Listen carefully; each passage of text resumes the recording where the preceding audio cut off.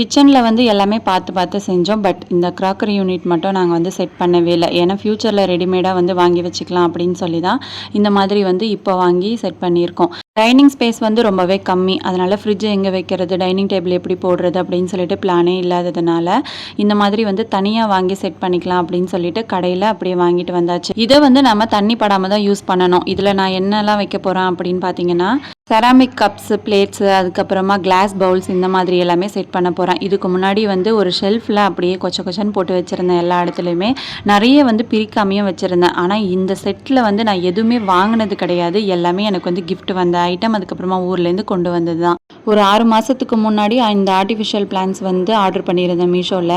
அதை வந்து பிரிக்காமையே வச்சுருந்தேன். இப்போ பிரித்து இங்கே வைக்கிறதுக்கு கரெக்டாக வந்து செட் ஆகிடுச்சு.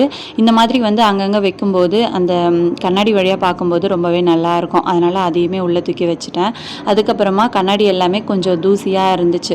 செட் பண்ணும்போது நம்ம இது எல்லாமே க்ளீன் பண்ணிக்கலாம் அப்படின்னு சொல்லிட்டு இன்றைக்கி செட் பண்ணி முடித்த பிறகு ஸ்ப்ரே பண்ணி நல்லாவே கண்ணாடி எல்லாமே தொடச்சி விட்டாச்சு. ஃபைனலாக ரொம்ப அழகாக வந்து அடுக்கி வச்சுட்டேன்.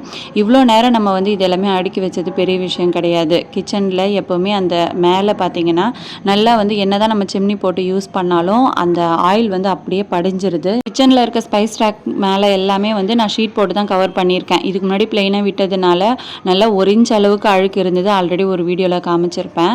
அதனால் இது மேலேயும் அப்படி ஆகிடக்கூடாது அப்படின்னு சொல்லிட்டு இந்த ஷீட்டை வந்து கட் பண்ணி அந்த மேலே வந்து போட்டுட்டு டேப் லைட்டாக சைடில் போட்டு விட்டுட்டு அதுக்கு மேலே வந்து ஒரு கண்ணாடி பவுலில் ஒரு மணி பிளான்ட்டை கட் பண்ணி எடுத்து வச்சுட்டேன். பார்க்குறதுக்கு ரொம்ப அழகாக இருந்துச்சு. இந்த செட்டப் வந்து எப்படி இருக்குது அப்படின்னு சொல்லிட்டு மறக்காமல் கமெண்ட் செக்ஷனில் ஷேர் பண்ணிக்கோங்க. கண்டிப்பாக இதோட டீட்டெயில்ஸ் கேட்பீங்க. நான் வந்து லோக்கல் ஷாப்பில் நேரில் போய் பார்த்து தான் வாங்கியிருந்தேன். மாடலுக்கு ஒன்று வச்சுருந்தாங்க. அதே மாதிரி வேணும் அப்படின்னு சொல்லிட்டு ஆர்டர் கொடுத்துட்டு வந்தாச்சு. ஒரு 1 வீக்குக்கு அப்புறமா வீட்டுக்கு கொண்டு வந்து கொடுத்துட்டாங்க. இதோட ப்ரைஸ் வந்து 8,000 இல்லை 9,000 அப்படின்னு சொல்லி ஞாபகம் இல்லை. இந்த வீடியோ பிடிச்சிருந்தா ஒரு லைக் பண்ணிவிடுங்க. மறக்காமல் நம்ம சேனலை சப்ஸ்கிரைப் பண்ணிக்கோங்க. நெக்ஸ்ட் வீடியோவில் பார்க்கலாம். தேங்க்யூ.